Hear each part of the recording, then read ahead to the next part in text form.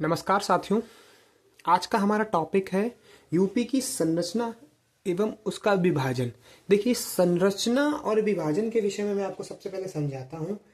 देखिए, यूपी का जो निर्माण हुआ है, यूपी कैसे बना है, यूपी कहाँ कहाँ पे क्या क्या यूपी में चट्टानें हैं, कैसा कैसा क्षेत्र पाया जाता है। देखिए, यदि आप इस वीडियो को समझ लेंगे तो आपको आगे वाली वीडियो समझना बहुत आसान हो जाएगा, जिसमें आपको मिट्टी समझनी होगी, यूपी में मृदाएं किस प्रकार की पाई जाती हैं, यूपी में जलवायु कैसी है, और इसके बाद यूपी में मोस्ट इम्पॉर्टेंट नदियां कहाँ से कैसे बहती हैं। आपको आगे वाले टॉपिक्स बहुत इजी हो जाएंगे यदि आप यूपी की आकृति को समझ लेते हैं, यूपी के निर्माण को समझ लेते हैं। ठीक है, तो चलिए स्टार्ट करते हैं। देखिए, सबसे पहले हम बात करते हैं, आपको मैं भारत पे लेके चलना चाहूँगा फिर से। देखिए, ये भारत है। देखिए, ये रफ स्केच मैंने ले लिया है। ठीक है, देखिए जो गुजरात से ये वाली बेल्ट है, ये नीचे क्या है, अंगारा लैंड, और ऊपर क्या है, गोंडवाना लैंड।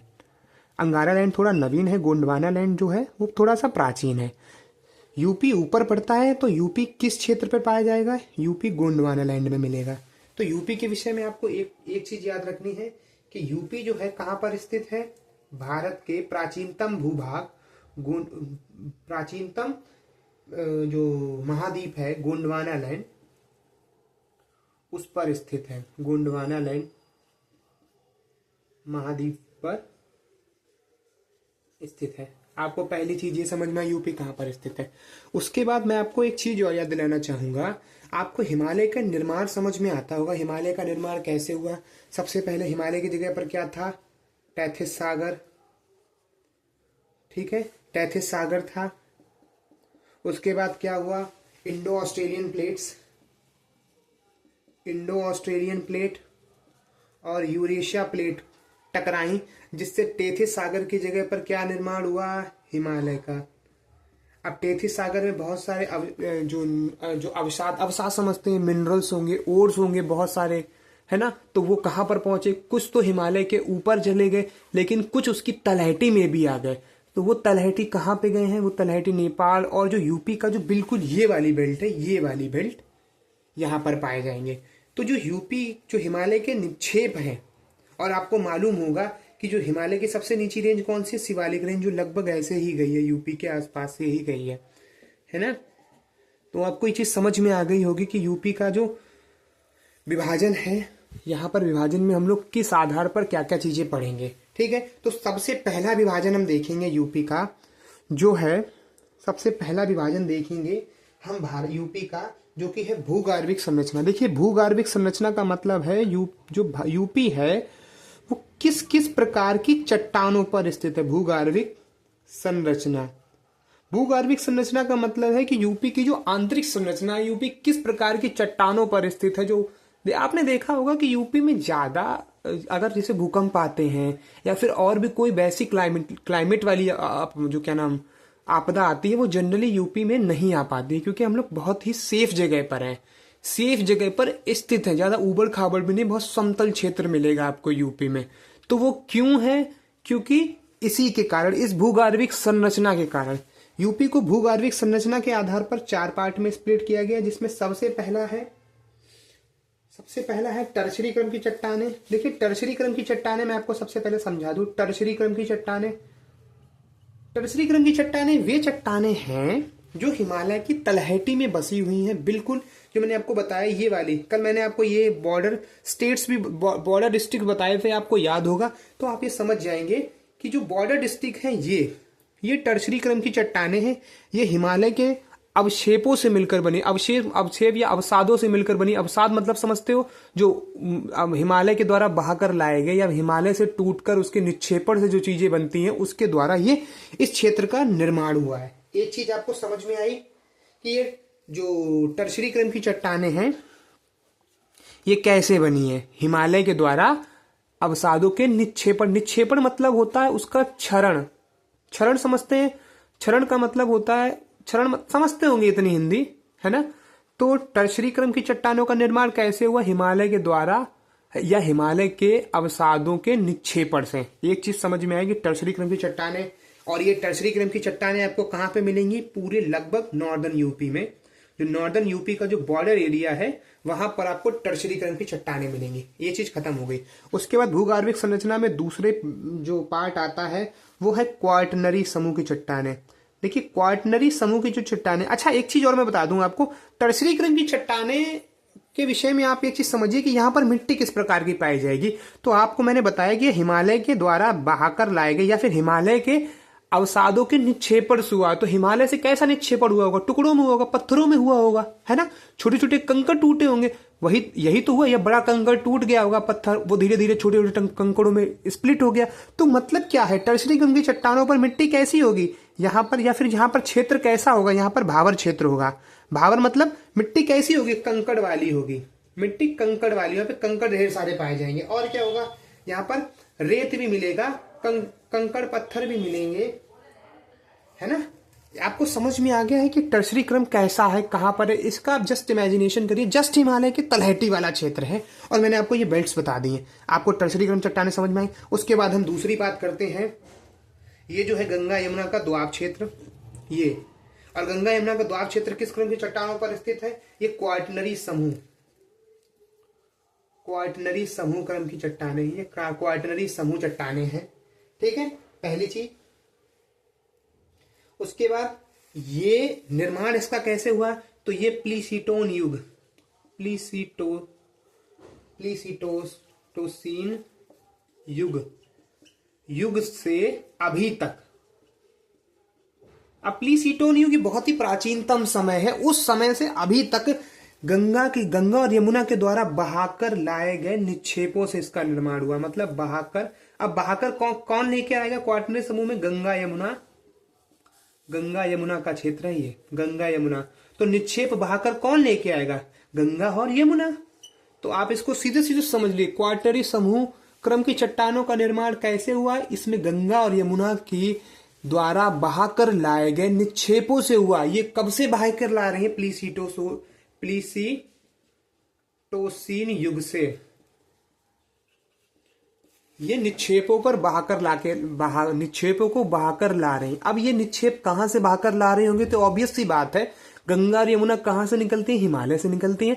तो ये हिमालय से ही बहाकर अवक्षेपों को लाती हैं और धीरे धीरे डिपॉजिट करती गई और इस क्षेत्र का निर्माण कर दिया। यहाँ पर मिट्टी कैसी पाई जाए यहाँ पर, या फिर यहाँ पर क्षेत्र कैसा होगा? तो यहाँ पर आपको मालूम होगा, मिट्टियों में पड़ेंगे जलोढ़ मिट्टी। तो ये जलोढ़ मिट्टी का क्षेत्र है, जलोढ़ मिट्टी का क्षेत्र है ये। ठीक है, आपको क्वार्टनरी समूह समझ में आ गया। पहला मैंने आपको भूगर्भिक संरचना में टर्शरी क्रम की बताया, दूसरा क्वार्टनरी क्रम बताया। उसके बाद तीसरा आता है ये विंध्य क्रम। ये जस्ट बुंदेलखंड के ऊपर वाला बेल्ट है ये। मतलब क्वार्टनरी समूह और नीचे आता है बुंदेलखंड। तो क्वार्टनरी समूह और बुंदेलखंड, क्वार्टनरी समूह के नीचे और बुंदेलखंडी नीच के ऊपर कौन सी क्रम की चट्टानें हैं? ये विंध्य क्रम की चट्टानें हैं। विंध्य क्रम की चट्टानों का निर्माण कैसे हुआ? सबसे पहले आपको यह समझना होगा। तो विंध्य क्रम की जो चट्टानें हैं, इनका निर्माण जो है वो कुडप्पा क्रम की चट्टानों से हुआ है। कुडप्पा क्रम की चट्टानों से हुआ। आप इतना याद रखिए, कुडप्पा क्रम की चट्टानों से इसका निर्माण हुआ। ये आपको कुडप्पा क्रम दिख रहा है ना। तो विंध्य क्रम की चट्टानों का निर्माण कैसे हुआ? कुडप्पा क्रम की चट्टानों पे से। दूसरा, यहां पर आपको लाल बलुआ पत्थर मिलेगा। लाल बलुआ पत्थर यहीं से मिलता है भाई। तो प्रश्न इस प्रकार आता है कि लाल बलुआ पत्थर किस क्रम की चट्टानों से मिलता है? तो विंध्य क्रम की चट्टानों से। देखिए, मैं आपको ये इस प्रकार से भौतिक विभाजन और ये मैंने इंडिया यूपी का मैप बना के ये इसलिए आपको दिखाया क्योंकि कल मैंने आपको लगभग ओवरव्यू दिया था किस चीज का? यूपी में डिस्ट्रिक्ट्स का।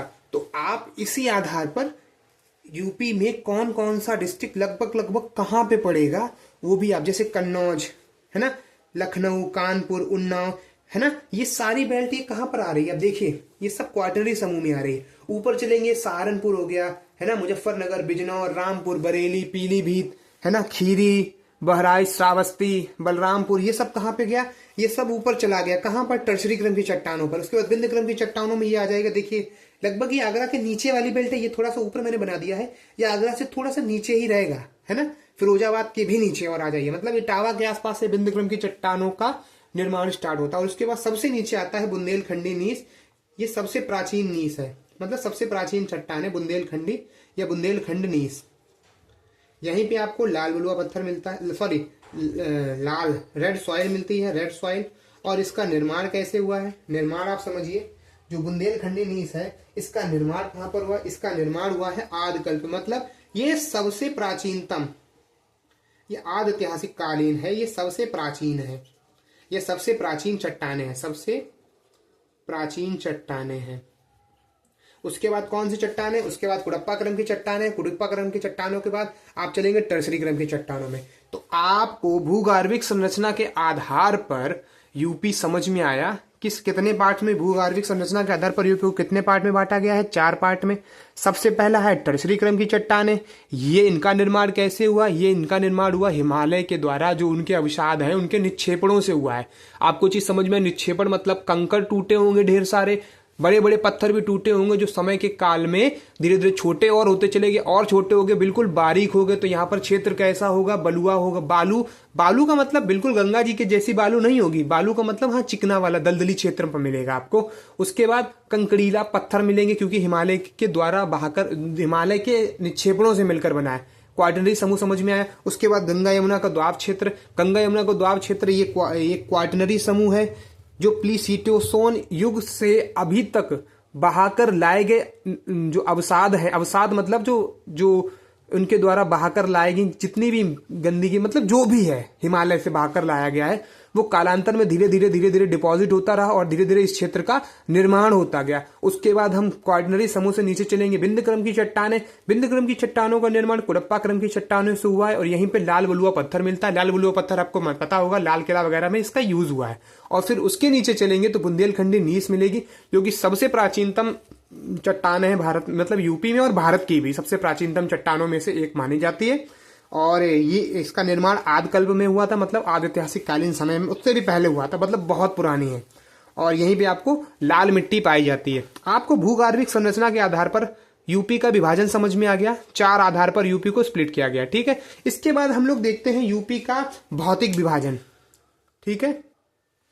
अब हम बात करेंगे यूपी के भौतिक विभाजन। ये दूसरा विभाजन है, दूसरे आधार पर विभाजन है, जो कि है यूपी का भौतिक विभाजन।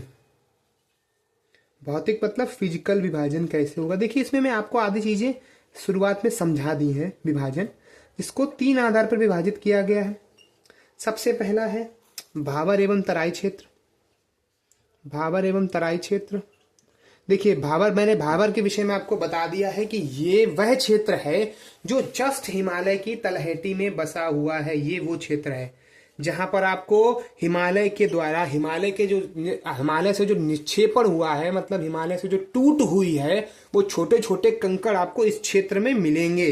पहली चीज। दूसरी चीज, जैसे आप इस बेल्ट पे हो, मतलब जब आप सहारनपुर की तरफ हो तो इसका क्षेत्र आपको चौड़ा मिलेगा, चौड़ा। और जैसे आप यहाँ पर महाराजगंज था, आपको याद होगा, यहाँ पर सहारनपुर है तो आपको ये याद होगा। तो जब आप भाबर क्षेत्र में होंगे तो सहारनपुर की तरफ ये चौड़ा होगा और महाराजगंज ही जाते हुए ये पतला होता चला जाएगा। और यहाँ पर आपको क्या मिलेगा, कंकड़ मिलेंगे। ये मैं कंकड़ आपको बनाए दे रहा हूं, ठीक है। तो आपको ये चीज, एक चीज समझ में आई, ये ईस्ट है और अगर ये वेस्ट है तो भाबर क्षेत्र के विषय में आपको क्या समझ में आया कि ये पश्चिम से पूर्व की तरफ जाने पे या वेस्ट से ईस्ट की तरफ जाने से इसकी चौड़ाई कम होती चली जाती है, या आप उसका उल्टा भी बोल सकते हो, ईस्ट से वेस्ट की तरफ जाते समय इसकी चौड़ाई बढ़ती चली जाती है। निक्षेपण समझ, भाबर क्षेत्र समझ में आया, कंकड़ पत्थर मिलेंगे, आपको ये चीज समझ में आई, इसमें कोई डाउट तो नहीं है ना। तो आपको ये चीज समझनी है। पहली चीज आपने ये चीज समझ ली कि सहारनपुर की तरफ चौड़ा है, और महाराजगंज की तरफ जब आप जाएंगे, मतलब यूपी के पूर्वी क्षेत्र की तरफ जाएंगे, तो ये पतला होता जाता है। तो ये सहारनपुर से स्टार्ट होता है, सहारनपुर की साइड ये लगभग 35 से 40 किलोमीटर चौड़ा होता है। और जब ये महाराजगंज की तरफ जाता है तो आपको याद होगा कि मैंने आपको यहाँ पर एक कुशीनगर बताया था, और ये महाराजगंज है। कुशीनगर और महाराजगंज लगभग पास पास में ही है।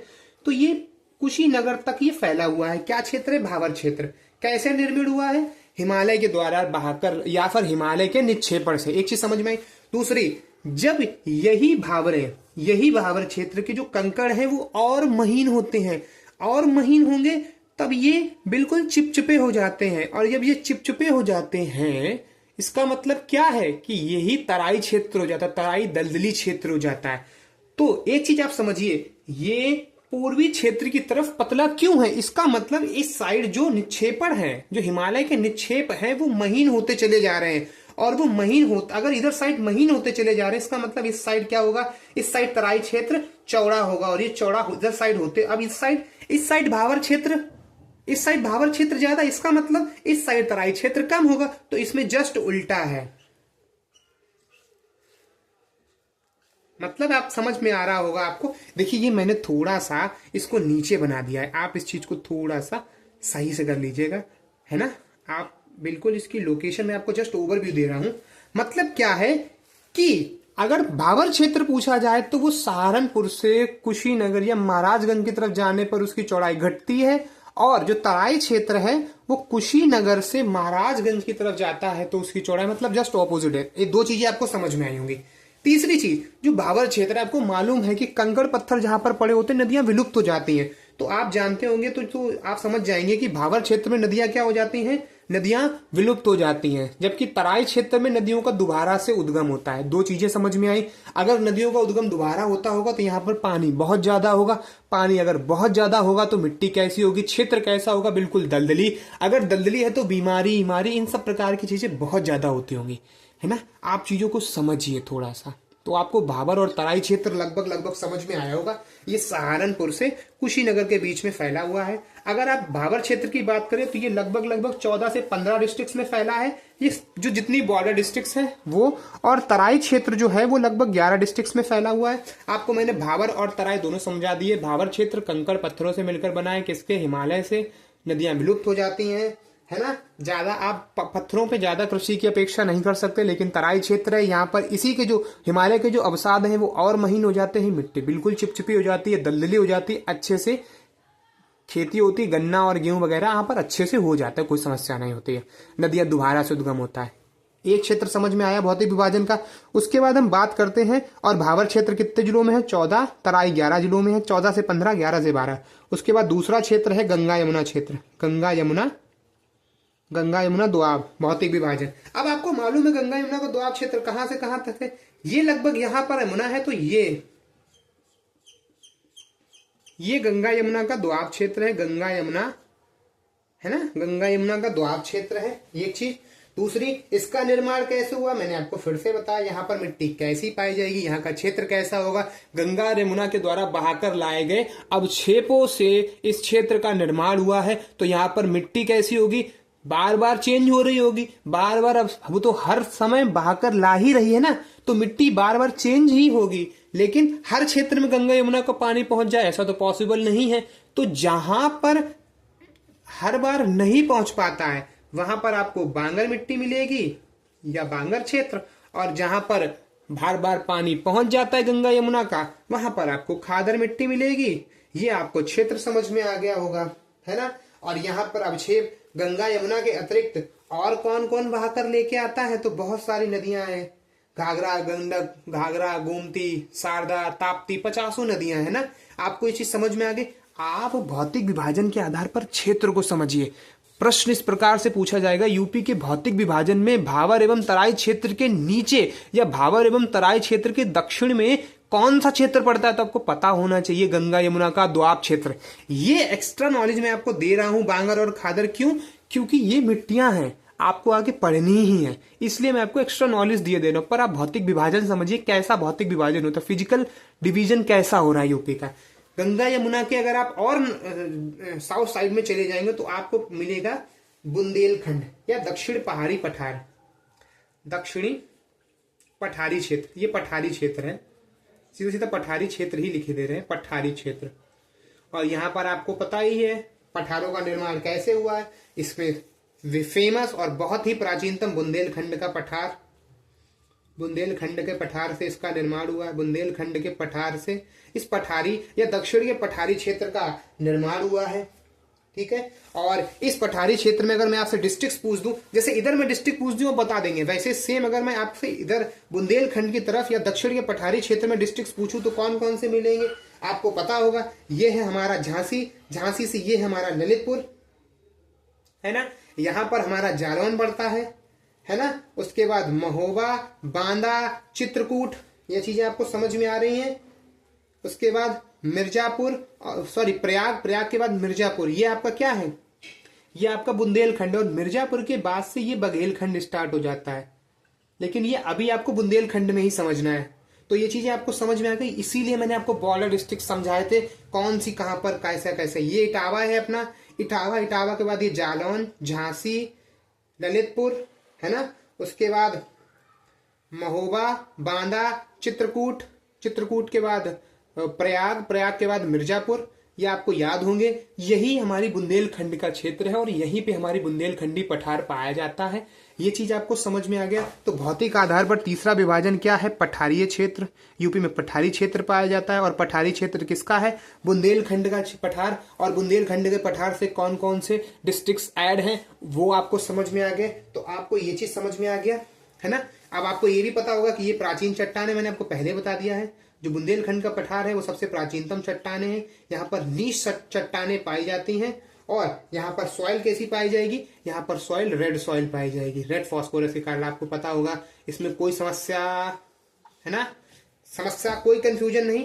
भौतिक आधार पर हमने यूपी का विभाजन समझ लिया है।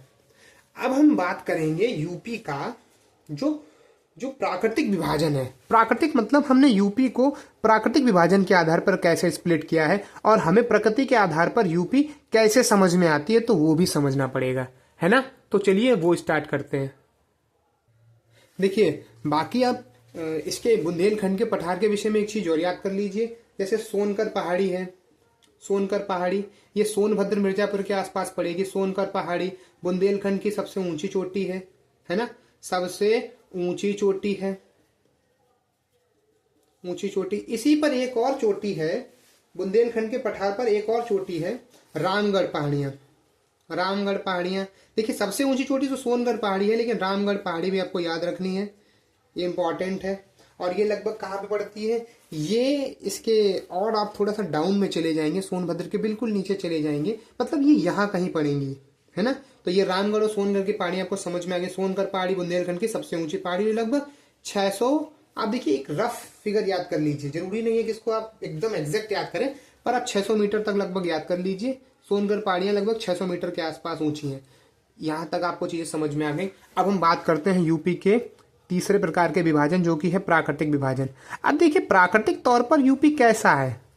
प्राकृतिक तौर पर यूपी अगर आप देखेंगे तो आपने भाबर एवं तराई क्षेत्र भी पढ़े, गंगा यमुना का द्वाब क्षेत्र पढ़ा। ये क्या है, ये एक तरह का है तो मैदानी इलाका ना, है तो मैदानी ही क्षेत्र, इसमें तो कोई डाउट नहीं है ना। और उसके बाद जो बुंदेलखंडी क्षेत्र है ये कैसा, ये पठारीय क्षेत्र है। तो यूपी को किस आधार, प्राकृतिक विभाजन कैसा होगा, यूपी का प्राकृतिक विभाजन दो आधार पर होगा, एक तो मैदानी क्षेत्र और एक पठारी क्षेत्र। अब मैदानी क्षेत्र में क्या होगा, मैदानी क्षेत्र में सबसे पहले आएगा ऊपरी गंगा का मैदान। तो ये ऊपरी गंगा का मैदान आपको सीधे सीधे ये स्प्रेड करना है, कैसा, ये। उसके बाद मध्य गंगा का मैदान, ये। उसके बाद पूर्वी गंगा का मैदान, ये। आप ये चीज समझ में आ गई आपको, कोई समस्या कोई परेशानी कोई तो नहीं। अब आपसे पूछा जाए कि ऊपरी गंगा का मैदान में जो डिवीजन है वो कैसा है, तो आपको याद रखना पड़ेगा कि ऊपरी गंगा मैदान जो है बुंदेलखंडी सबसे ऊपर है, शिवालिक रेंज आपको मालूम होगा ये कैसा, मैंने आपको सब समझाया था। आपको टर्सरी क्रम की चट्टाने यहाँ पर है, शिवालिक रेंज की यहाँ पर है। शिवालिक रेंज के दक्षिण में चले जाओ और ये आपको कहां पर मिलेगा, बुंदेलखंड, और इधर साइड आपको मालवा का पठार मिलेगा। तो ये ऊपरी गंगा का मैदान क्या है, यहाँ पर आपको लगभग मालवा का पठार मिलेगा। तो ये क्या है, ऊपरी गंगा के मैदान में आपको कहां कहां पे प्राकृतिक विभाजन हुआ है, शिवालिक रेंज से लेके बुंदेलखंडी पठार और फिर मालवा के पठार तक ऊपरी गंगा मैदान का क्षेत्र फैला है। उसके बाद मध्य गंगा का मैदान, इसमें कुछ याद ही नहीं करना, ये तो सीधा सीधा आपका फैला हुआ है। बीच बीच में जो काप मिट्टी का क्षेत्र है वही आपका मध्य गंगा का मैदान है। उसके बाद पूर्वी गंगा का मैदान, पूर्वी गंगा के मैदान में भी आपको कोई समस्या नहीं होनी चाहिए। इधर साइड क्या है, ये तराई क्षेत्र है, तो ये तराई क्षेत्र मतलब उत्तर में तराई क्षेत्र से लेके दक्षिण में ये क्या है, बुंदेलखंड का पठार। तो बुंदेलखंड में से बघेलखंड बोलेंगे, ये बघेलखंड के पठार तक इसका विभाजन है। ये चीज समझ में आ गई। और उसके बाद पठारी विभाजन करेंगे। तो पठारी विभाजन मैंने आपको समझाया है। यहां तक बुंदेलखंड है, मिर्जापुर तक, मिर्जापुर के बाद ये बघेलखंड है। तो पठार में 2 पठार आएंगे, एक तो बुंदेलखंड का पठार, दूसरा आता है बघेलखंड। देखिए एक आपने रुहेलखंड भी पढ़ा होगा। रुहेलखंड कहां पे पड़ेगा, आपको बरेली के आसपास पड़ेगा। आपको याद है रामपुर के बाद बरेली के बाद पीलीभीत। तो बरेली को ही बघेलखंड बोला गया है। आपको रुहेलखंड बोला गया। आपको याद है, कोई समस्या कोई परेशानी तो नहीं। बुंदेलखंड में मैंने आपको पहले बता दिया आपको यहाँ पर क्या मिलेंगी, लाल मृदाएं मिलेंगी और क्या क्या मिलेगा। इसके बाद यहाँ पर बुंदेलखंडी नीच सबसे प्राचीनतम नीच है, इसमें भी आपको कोई समस्या नहीं होगी। और ये विंध्य क्रम के नीचे फैला मतलब विंध्यांचल क्रम की चट्टान है, उसके ये कहां पर पड़ेगा, दक्षिण में पड़ेगा। आप मेरी चीजों को ज्यादा से ज्यादा सुनने का प्रयास करिए, आपके लिए चीजें बहुत आसान हो जाएंगी। शुरुआती यूपी जीके की वीडियोस जो है आपको थोड़ी सी सुननी पड़ेंगी। कोई समस्या कोई परेशानी किसी प्रकार की नहीं है। उसके बाद आप जो है, ये मैंने आपको बघेलखंड भी समझा दिया। मिर्जापुर के आसपास से ये सोनभद्र तक फैला हुआ है बघेलखंड। और यहीं पे आपको जो सोनकर पहाड़ियां हैं वो मिर्जापुर के आसपास हैं। तो सोनकर पहाड़ी टेक्निकली देखेंगे तो सोनकर पहाड़ियां जो है वो बघेलखंड से बॉर्डर साझा करते हैं। और दूसरी रामगढ़ पहाड़ियां जो है वो प्रॉपरली कहां पर है, बघेलखंड में ही है। कोई समस्या कोई परेशानी तो नहीं। यहां तक आपको प्राकृतिक विभाजन में समझ में आ गया। प्राकृतिक विभाजन में 2 कौन कौन से, एक तो मैदानी क्षेत्र है और दूसरा पठारी क्षेत्र है। अब आप मुझे ये बताइए कि मैंने जो यूपी की संरचना समझाई है आपको, सबसे पहले भूगर्भिक संरचना के आधार पर यूपी को विभाजित किया था, जिसमें टर्शरी क्रम की चट्टानें, क्वाटनरी समूह की चट्टानें, उसके बाद बिंद क्रम की चट्टानें और उसके बाद बुंदेलखंडी चट्टान, बुंदेलखंडी नीस, चारों आपको भूगर्भिक संरचना समझाई थी।